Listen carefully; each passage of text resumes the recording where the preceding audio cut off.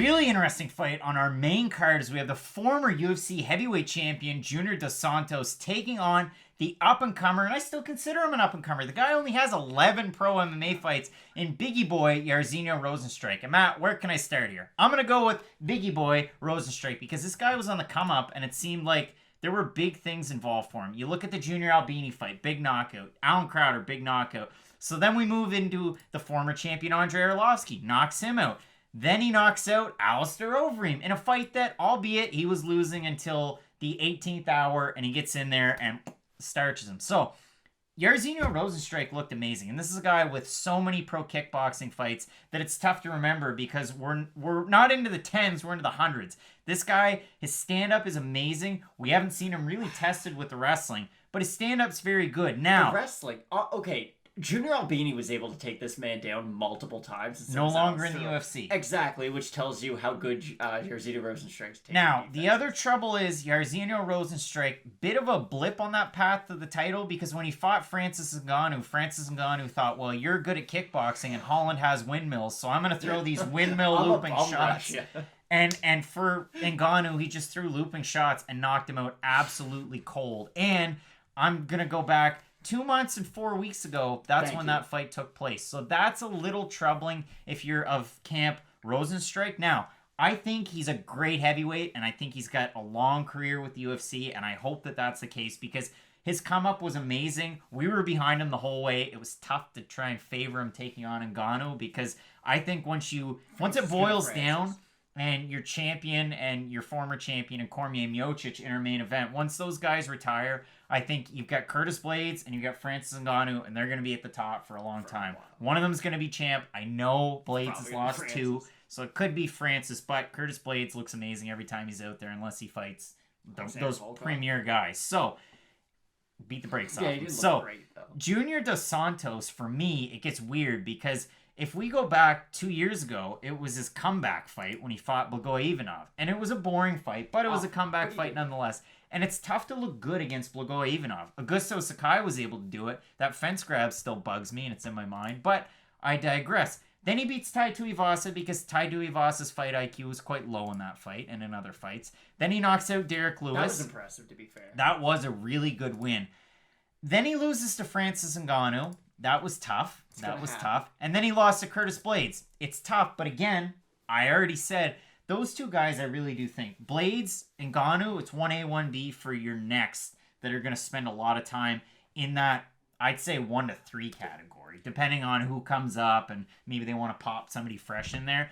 Junior Dos Santos, he's certainly lost a step from those Kane fights, but Kane fights like that are going to do it to you. Exactly. I would say he's a very crisp striker. His boxing's definitely still a strong suit for sure. In this fight, it makes it interesting because of that starch ability that Rozenstruik had on the come-up before he fought Ngannou, whereas Junior Dos Santos is lost to by finish to those two top premier guys. It's a really interesting fight because you have 36-year-old JDS that's approaching 30 pro fights. You got Jairzinho Rozenstruik, who lost his first fight as a pro, and it was a tough loss. Now, he seems jovial. He seems like, hey, water off a duck's back. I'm going to come out here and get another win.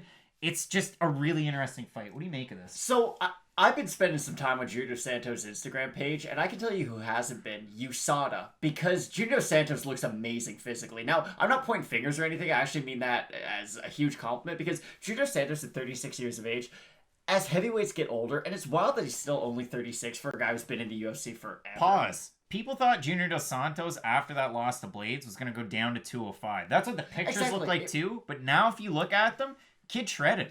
Exactly, and he doesn't look like it's an artificial shred. Like, they're not beach muscles like Sage Northcutt has. Like, Junior Santos just looks like he had a phenomenal physical shape. And he's one of those fighters who, yes, he'll have some losses. He always believes he can get back to the title. Now, I don't think he will, but you gotta love the confidence nonetheless. And this fight, to me, comes down to what's going to win? Is it going to be the long-term damage that Junior Santos just taken throughout his career? I mean, he fought Stipe twice, and the first Stipe fight, does not get the credit it deserves. One of the greatest heavyweight fights of all time, because Stipe did what Kane tried, or Stipe tried to do what Kane was able to do. Stipe goes, okay, I'm a pretty good wrestler. Kane's a great wrestler. I'm pretty good at boxing. Kane's decent at boxing. I'm just going to push the pace.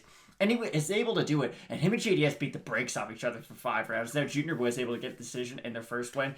And then the problem was, though, Stipe wins the title, comes back, starches JDS in the first round. So you got to think he suffered that knockout loss. Overeem was able to knock him out. Just the sustained beatings he took from Cain Velasquez.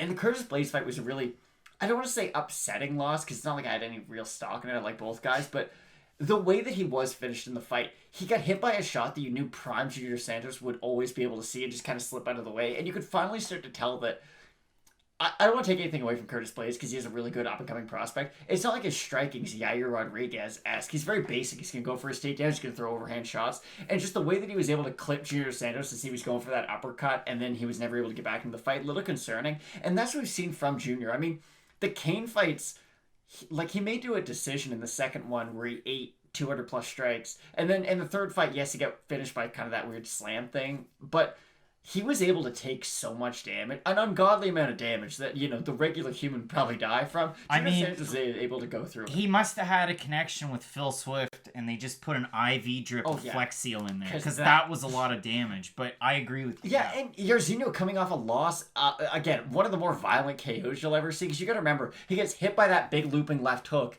goes down, still gets hit like 4 times by Francis Ngannou, which is a lot of times to get hit by Francis Ngannou, especially after you're unconscious. So it's going to make you at least a little concerned about the durability of Rozenstruik coming into this fight.